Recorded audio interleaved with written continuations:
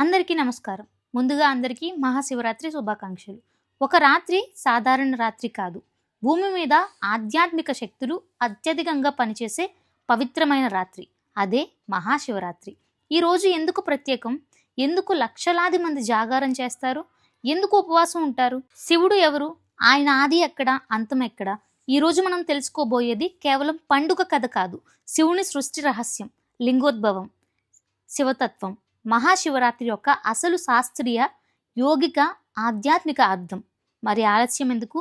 మహాశివరాత్రి మహిమాన్వితమైన రహస్యాలు తెలుసుకుందాం.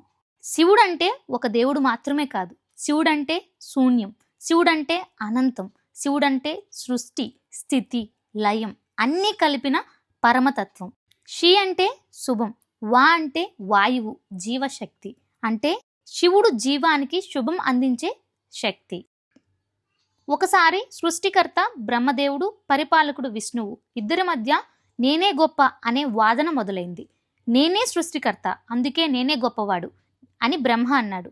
నేనే లోకాలను కాపాడుతున్నాను, కాబట్టి నేనే గొప్పవాడిని అని విష్ణువు అన్నాడు. ఆ సమయంలో అకస్మాత్తుగా వారి మధ్య ఒక మహా అగ్నిస్తంభం ప్రత్యక్షమైంది. ఆ జ్యోతి ఆకాశాన్ని, పాతాళాన్ని చీల్చుకుంటూ అనంతంగా విస్తరించింది. ఆ అగ్నిస్తంభానికి ఆది లేదు, అంతం లేదు. విష్ణువు వరాహ రూపం తీసుకొని పాతాళానికి వెళ్ళాడు. బ్రహ్మ హంస రూపం తీసుకొని పైకి ఎగిరాడు. ఎంతో కాలం వెతికినా ఇద్దరికీ ఆ జ్యోతి ఆది అంతం కనిపించలేదు. చివరికి ఆ అగ్నిజ్యోతి మధ్యలో పరమశివుడు ప్రత్యక్షమయ్యాడు.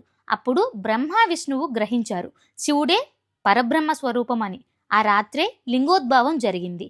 అదే మహాశివరాత్రి. ఈ అగ్నిస్తంభమే తరువాత శివలింగం రూపంలో పూజించబడింది. ఇప్పుడు శివపార్వతి వివాహ కథ. మరో పురాణ కథ ప్రకారం ఈ రోజునే శివుడు పార్వతీదేవిని వివాహం చేసుకున్నాడు. పార్వతీదేవి గత జన్మలో సతి. సతి తన తండ్రి దక్షుని యజ్ఞంలో అవమానం భరించలేక అగ్నిలో ఆత్మాహుతి ఇచ్చింది. తర్వాత పార్వతీగా పుట్టి శివుడిని పొందడానికి కఠిన తపస్సు చేసింది. ఆమె భక్తికి మెచ్చి శివుడు ఆమెను వివాహం చేసుకున్నాడు. అందుకే ఈ రోజు యువతులు మంచి భర్త కోసం ఉపవాసం ఉంటారు. తర్వాత వేటగాడి భక్తి. ఒక పాపాత్ముడైన వేటగాడు అడవిలో వేటకు వెళ్ళాడు. రాత్రి ఒక బిల్వ చెట్టు మీద కూర్చున్నాడు.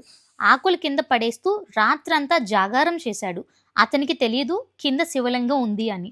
అతను తినలేదు, ఉపవాసం అయింది. జాగారం చేశాడు. శివరాత్రి జాగరణ అయ్యింది. బిల్వ దళాలు పడ్డాయి. శివార్చన అయ్యింది. శివుడు ప్రత్యక్షమై అతనికి మోక్షం ఇచ్చాడు. శివాభిషేకం వెనుక ఉన్న గాఢార్థం.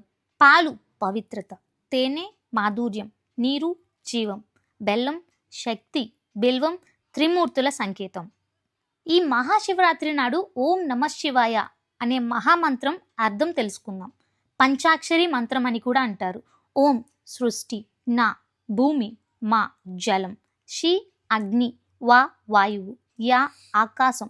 ఈ మంత్రం జపిస్తే మన లోపలి పంచభూతాలు శుద్ధి అవుతాయి. ఈ శివరాత్రి రోజు ఉపవాసం ఎందుకు? ఉపవాసం అంటే ఆకలితో ఉండడం కాదు. ఉపవాసం అంటే దేవుని సమీపంలో ఉండడం, శరీరానికి విశ్రాంతి ఇచ్చి మనసును శివునిపై కేంద్రీకరించడం. అలాగే జాగారం ఎందుకు? ఈ రాత్రి ప్రకృతి శక్తులు అత్యంత సజీవంగా ఉంటాయి. ధ్యానం చేయడానికి ఇది ఉత్తమమైన సమయం. 4 కాల పూజలు చేస్తారు. ప్రథమ కాలం, ద్వితీయ కాలం, తృతీయ కాలం, చతుర్థ కాలం.